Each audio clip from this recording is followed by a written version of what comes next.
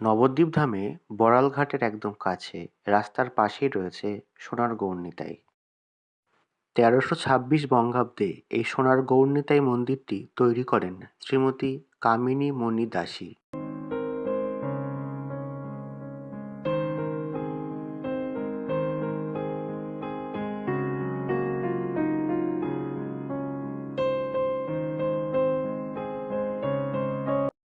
এখন চলছে ১৪৩১ বঙ্গাব্দ, সুতরাং আজকের থেকে ১০৫ বছর আগে এই মন্দিরটি তৈরি করা হয়।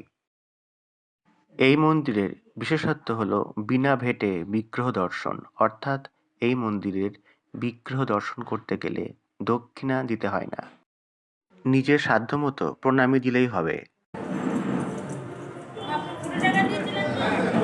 এরপর নবদ্বীপ বেড়াতে গেলে আপনারা অবশ্যই মন্দিরটি দর্শন করে আসবেন।